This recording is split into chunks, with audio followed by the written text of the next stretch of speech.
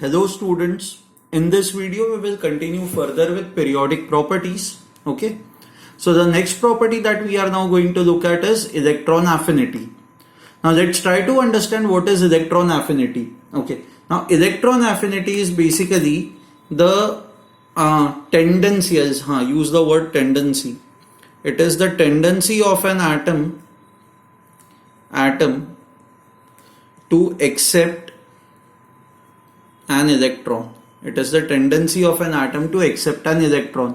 ये ionization energy का exactly उल्टा है. ओके, आयोनाइजेशन एनर्जी क्या होती है? It is basically the energy required to remove an electron. Electron affinity is basically tendency of an atom to accept an electron. Now usually हर एक atom की tendency होती है इलेक्ट्रॉन एक्सेप्ट करने की. Okay, so every atom almost in almost all cases atom accepts electron and loses energy,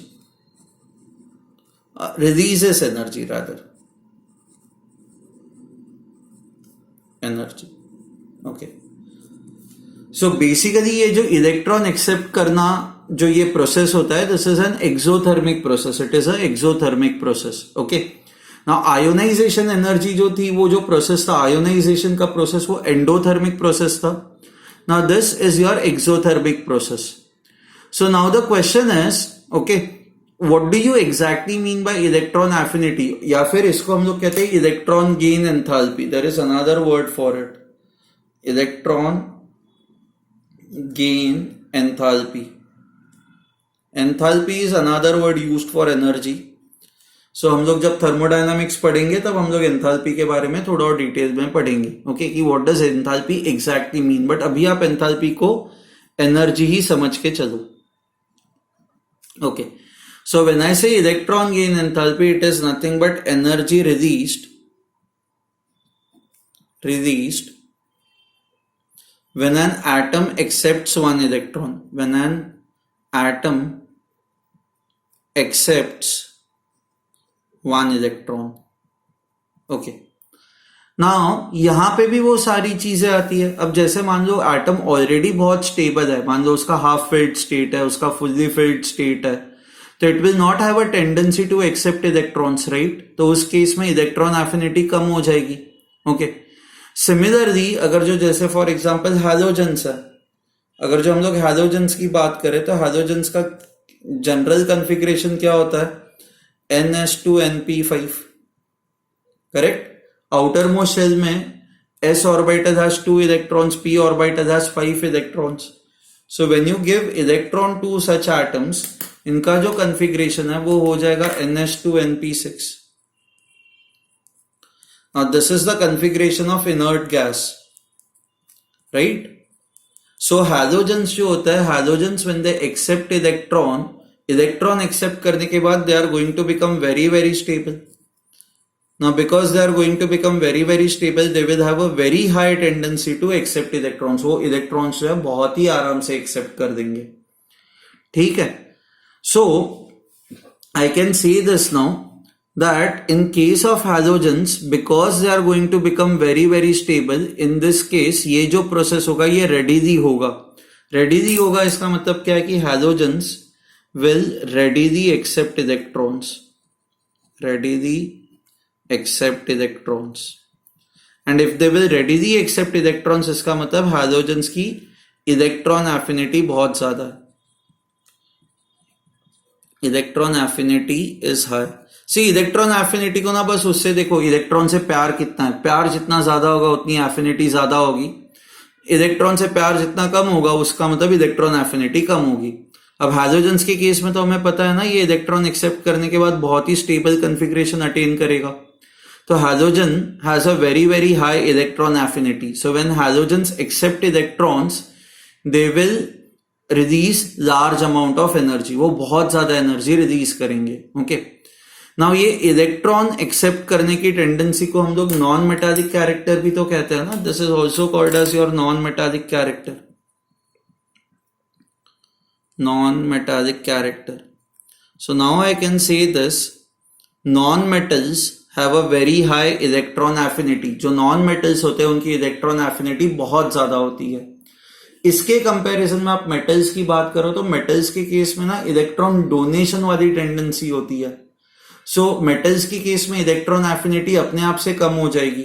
अच्छा, now you might have this question, क्या होगा कि अगर जो आप मेटल्स के बाजू में एक इलेक्ट्रॉन लेके आओ, मान लो ये आपका मेटल एटम है,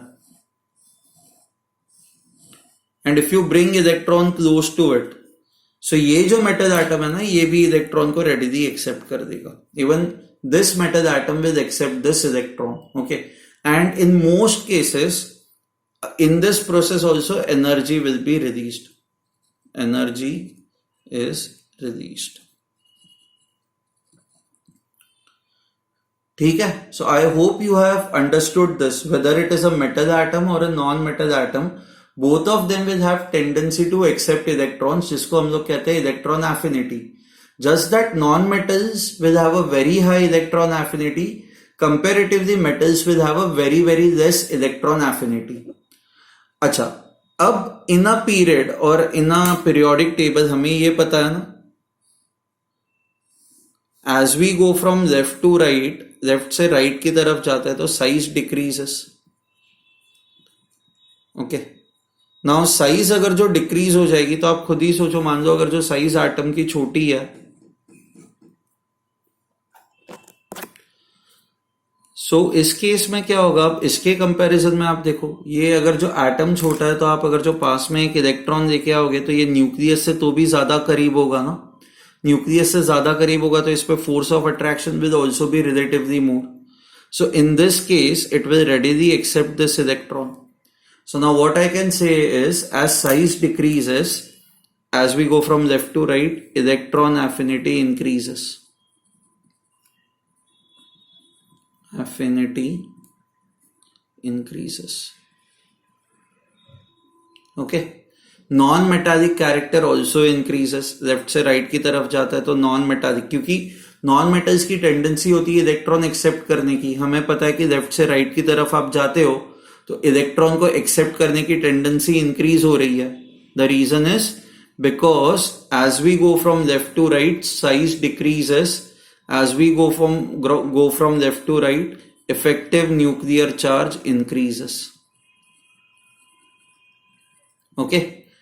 So that is why general trend, obviously exceptions आएंगे, जो exceptions हम लोग फिर पढ़ेंगे, but अभी आपको यही जानना है, यही मानना है कि as we go from left to right, because size is decreasing and effective nuclear charge is increasing, any atom will readily accept electron, जिसके वजह से इलेक्ट्रॉन एफिनिटी इंक्रीजेस, ओके। सो पीरियोडिक टेबल के अंदर ये जो आपका ग्रुप 17 होता है, हैलोजेंस का जो ग्रुप होता है, it has got highest electron affinity, ठीक है, ओके। अब similarly when we go down the group क्या होता है, now as we go down the group, size keeps on increasing ना, साइज इंक्रीजेस। जैसे जैसे साइज इंक्रीज होती जाएगी, इलेक्ट्रॉन जो है वो न्यूक्लियस से और दूर होता जाएगा, तो अपने आप से ये जो फोर्स ऑफ अट्रैक्शन है, this force of attraction on this electron will become weak. Force of attraction weak होगा तो इलेक्ट्रॉन रेडीली अंदर नहीं आएगा। तो as we go down the group, I can say as size increases, electron affinity decreases, electron affinity decreases. So यहाँ पे size decrease हो रही है तो इलेक्ट्रॉन एफिनिटी इंक्रीज हो रही है, यहाँ पे साइज इंक्रीज हो रही है तो इलेक्ट्रॉन एफिनिटी डिक्रीज हो रही है। सो नाउ आई कैन से ये जो इलेक्ट्रॉन एफिनिटी होती है, ये electron affinity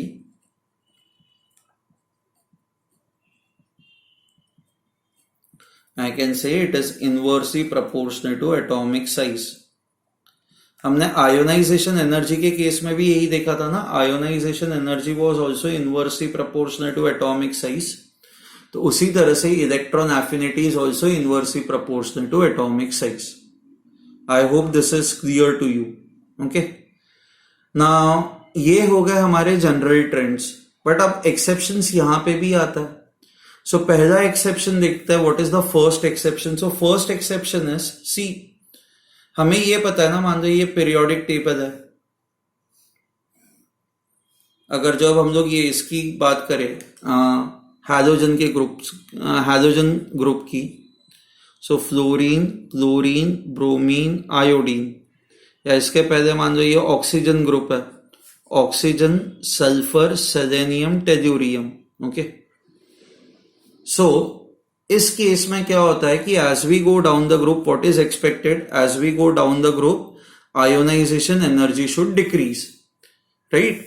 going down the group ionization energy नहीं, electron affinity decreases. So as we go down the group electron affinity decreases, तो फ्लोरीन की सबसे ज्यादा होनी चाहिए, फिर क्लोरीन, फिर ब्रोमीन एंड फिर आयोडीन, करेक्ट? बट आप अगर जो एक्चुअल ऑर्डर देखते हो ना, आपका एक्चुअल ऑर्डर ऐसा होता है कुछ, क्लोरीन की सबसे ज्यादा होती है, फिर ब्रोमीन, फिर फ्लोरीन एंड फिर आयोडीन, या फिर फ्लोरीन यहां पे होता है, यहां पे होता है। I just confirm, just a minute. Okay, ये ऐसा है, फ्लोरीन यहां पे, so you have this chlorine, fluorine, bromine and then iodine. Still if you see, ये एक मिनट, ये मैं हटा देता हूं।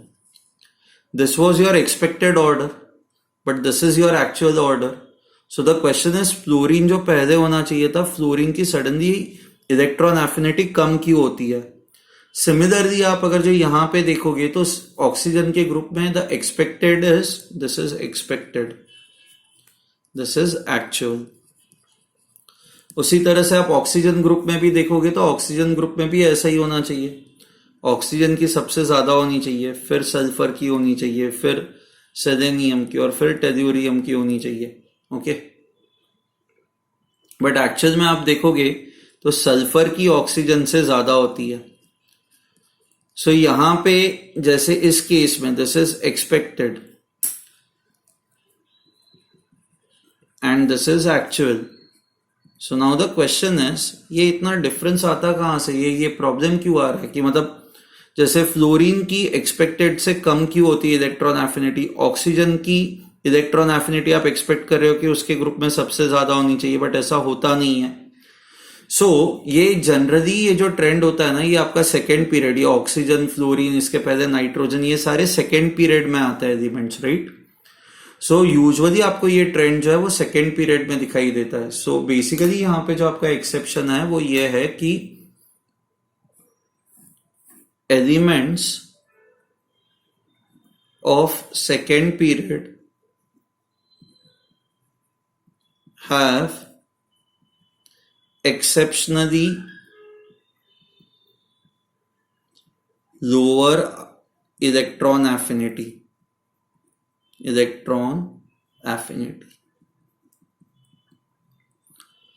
So elements of the second period have lower electron affinity, मतलब एक्सपेक्टेशन के कंपैरिजन में उनकी इलेक्ट्रॉन एफिनिटी जो होती है वो कम होती है, and this is an exception. So let's try to understand that कि एक्सेप्शन आता कहां से। Now one of the reasons for this, one of and the most important, I say the most important reason is that second period elements have got extremely small size, very small size. ओके, हम लोग ना fluorine and chlorine दोनों को अब compare करता है। Okay, अब अगर जो फ्लोरीन की बात की जाए तो फ्लोरीन साइज में बहुत ही छोटा होता है, 1 and 2। Okay, compare it with, this is fluorine. अब फ्लोरीन के साथ पहले फ्लोरीन के केस में इलेक्ट्रॉन्स बना देते हैं 1 2 3 4 5 6 7, राइट? आप इसको कंपेयर करो क्लोरीन के साथ, so 1 2 and then you also have the third shell, chlorine. Okay, so इसके अंदर भी इलेक्ट्रॉन्स बना देता है 1 2 3 5 6 7 8 1 2 3 4 5 6 7। हाँ, इफ यू सी, आप यहां पे एक इलेक्ट्रॉन ऐड करने की कोशिश करो ना, ऑलरेडी आपका सेकेंड शेल बहुत ही छोटा है। ओके, ना इसमें आप एक इलेक्ट्रॉन ऐड भी करने की कोशिश करोगे ना, तो ये जो एग्जिस्टिंग इलेक्ट्रॉन्स है, ये एग्जिस्टिंग इलेक्ट्रॉन्स इसको बहुत ज्यादा रिपेल करेंगे।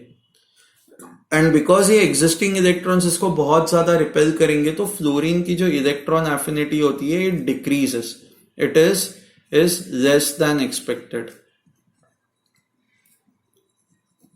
ठीक है. बट आप इसी के कंपैरिजन में अगर जो आप क्लोरीन की बात करो तो क्लोरीन के केस में already there is lots of space ना, और एक इलेक्ट्रॉन को अकोमोडेट करने के लिए बहुत सारी जगह है, बहुत सारी जगह है, तो बेसिकली कोई प्रॉब्लम नहीं है. मतलब आप और एक इलेक्ट्रॉन आराम से यहाँ पे रखो, कोई प्रॉब्लम नहीं आएगा. ओके. तो chlorine will readily accept electron, but fluorine जो होगा, फ्लोरीन उतना रेडीली इलेक्ट्रॉन एक्सेप्ट नहीं करेगा. सो यूजुअली ये जो सेकेंड पीरियड एलिमेंट्स में जो एक्सेप्शन आपको दिखाई देता है, इनकी इलेक्ट्रॉन एफिनिटी कम होती है, it is less than expected because of their very very small size. So I can say incoming electron faces large amount of repulsion. Large amount of repulsion. ठीक है. I hope this is clear to you. Okay. Okay. Now जैसे हम लोगों ने ionisation energy में देखा था ना, first ionization energy, second ionization energy, उसी तरह से इलेक्ट्रॉन गेन एंथैल्पी में भी होता है. First electron gain enthalpy, second electron gain enthalpy. आप टेक्स्ट बुक में देखोगे ना तो ये इलेक्ट्रॉन गेन एंथैल्पी की वैल्यू हमेशा नेगेटिव दी जाती है. नाउ इलेक्ट्रॉन गेन एंथैल्पी की ये जो वैल्यू होती है, let's say it is given to you as -348 kilojoules per mole. So what it means is when you have 1 mole of chlorine atom and हर एक chlorine atom अगर जो एक एक इलेक्ट्रॉन अब्सॉर्ब करता है, एक्सेप्ट करता है, तो टोटल मिला के ये जो 1 मोल ऑफ क्लोरीन एटम्स है, they will get converted into 1 mole of chlorine ions, okay, by accepting electrons. तो इस प्रोसेस में इतनी एनर्जी रिलीज होगी. So ये negative sign indicates that the reaction is exothermic. This is the amount of energy released. अच्छा, आप बहुत बार अगर जो वर्ड इलेक्ट्रॉन एफिनिटी देखते हो तो इलेक्ट्रॉन एफिनिटी यूजुअली ना ये पॉजिटिव नंबर दिया जाता है ताकि कंपैरिजन करने में और डिस्कशन करने में सिंपल हो. So electron affinity will just be +348 kilo joules per mole. Okay. अब यूजुअली ना ये सारी चीजें जो है हमें एक पर्टिकुलर टेम्परेचर पे डिफाइन करनी होती है कि ये किस टेम्परेचर पे ये वैल्यूज हम लोगों ने निकाली हुई है, बट अभी हम लोग उस डिटेल में नहीं जाएंगे. But you just have to understand this. When I say electron affinity is positive, it means this much amount of energy is released. If you say enthalpy, अगर जो आप ये वर्ड देखते हो एंथैल्पी और नेगेटिव आ रहा है, इसका मतलब ये रिएक्शन एक्सोथर्मिक है. This is the amount of energy released. Okay. Now I was saying this, जैसे आयोनाइजेशन एनर्जी में IE1 IE2 होता है, वैसे ही इलेक्ट्रॉन एफिनिटी में या इलेक्ट्रॉन गेन एंथैल्पी में भी EA1 EA2 ये सारी चीजें होती है. Okay. So if you look at oxygen atom,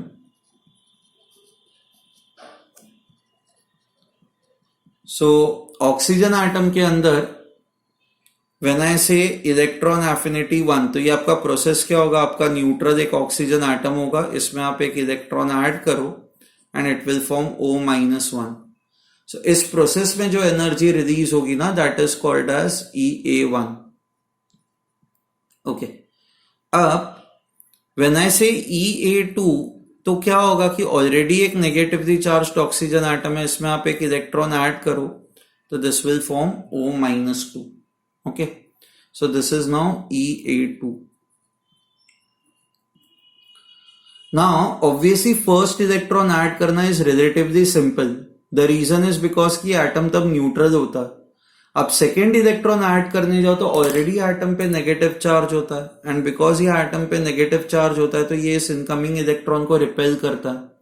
तो अब बहुत सारे केसेस में यही देखोगे कि सेकेंड इलेक्ट्रॉन एफिनिटी जो होती है, या हाँ, it is negative and first electron affinity is positive. या इलेक्ट्रॉन गेन एंथैल्पी के टर्म्स में बात करें तो first reaction is exothermic and second reaction is endothermic. So पहला इलेक्ट्रॉन ऐड करना हमेशा यूजुअली सिंपल होता है, बट सेकेंड इलेक्ट्रॉन जो होता है वो ऐड करना it is very very difficult, very difficult. So then you would say कि तो फिर ऑक्सीजन दो इलेक्ट्रॉन्स क्यों एक्सेप्ट करता है? आप लोगों ने 9th-10th में पढ़ा है ना, ऑक्सीजन की वैलेंसी 2 होती है। द रीजन इज बिकॉज कि 2 इलेक्ट्रॉन्स एक्सेप्ट करने के बाद ये जब ये आयन बनता है, एक तो यहाँ पे इसका ऑक्टेट कंप्लीट होता है, एंड दूसरा कि ये आयन बन के जब ये कोई आयोनिक कंपाउंड बनता है, when it forms an ionic compound, that ionic compound will have a very strong crystal lattice energy. हम लोग जब केमिकल बॉन्डिंग पढ़ेंगे तब आपको ये समझ में आएगा।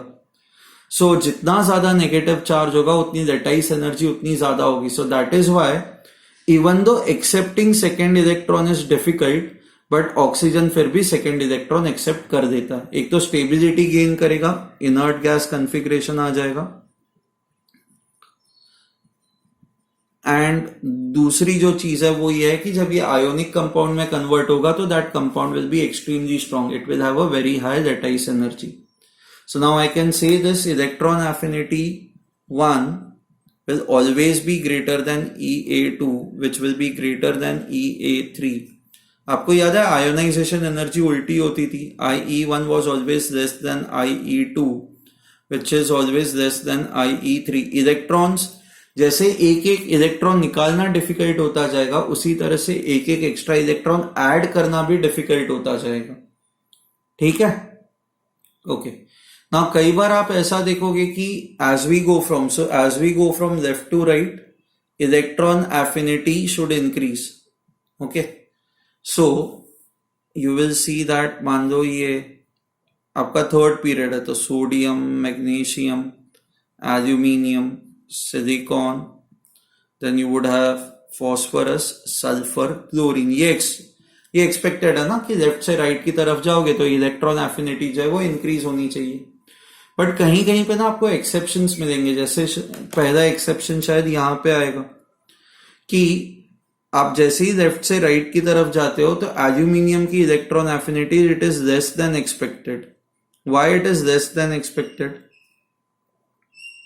अच्छा सॉरी, एल्यूमिनियम नहीं, मैग्नीशियम की इलेक्ट्रॉन एफिनिटी, सॉरी एल्यूमिनियम नहीं, मैग्नीशियम की electron affinity is less than expected. Now हर एक चीज का आंसर जो है वो इलेक्ट्रॉनिक कॉन्फ़िगरेशन से मिलेगा। तो यहां पे कॉन्फ़िगरेशन है 3s1, 3s2, 3p1, 3p2, 3p3, 3p4, 3p5, okay, and last में आएगा argon, that is 3p6। Now sodium के केस में जब आप एक इलेक्ट्रॉन ऐड करोगे तो ये 3s ऑर्बिटल में और एक जगह बची हुई है ना, so electron will get added to your 3s orbital, okay, which is closer to nucleus. तो इलेक्ट्रॉन न्यूक्लियस के जितना पास में होगा उतना वो स्टेबल होता है, हमें पता ही है।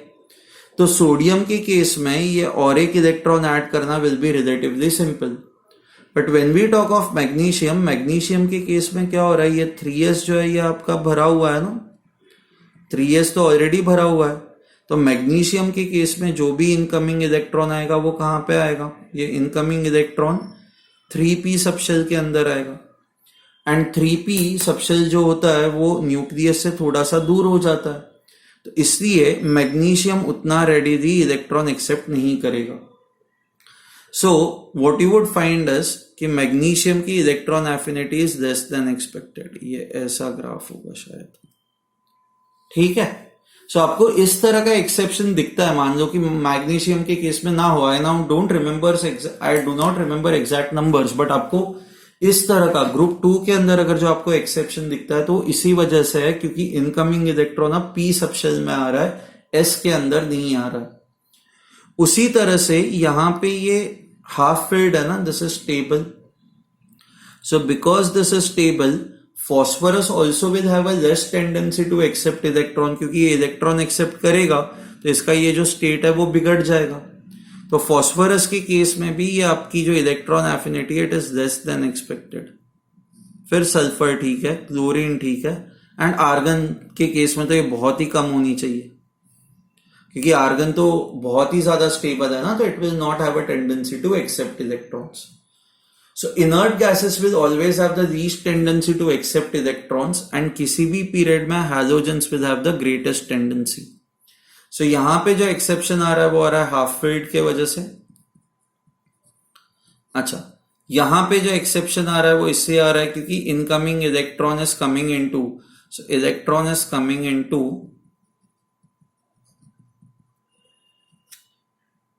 P subshell.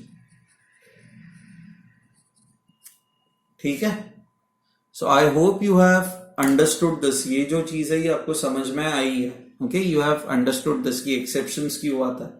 Usually electron affinity पे बहुत ज्यादा क्वेश्चंस नहीं आते। ओके, आपको पीरियड 2 एंड पीरियड 3 के एक्सेप्शंस बट याद रखना है, प्लस यहाँ पे हाफ फील्ड के वजह से जो एक्सेप्शंस आता है वो, एंड यहाँ पे जो एक्सेप्शन आता है मैग्नीशियम के या ग्रुप 2 के केस में वो इसलिए आता है क्योंकि अब इनकमिंग इलेक्ट्रॉन जो है वो पी ऑर्बिटल में आने वाला है। ओके, ठीक है, so what we will do is we will stop over here. Next in the next lecture we will pick up electronegativity and हम लोग इलेक्ट्रोनेगेटिविटी का डिस्कशन करेंगे। ठीक है, ओके, चलो देन, बाय एवरीवन।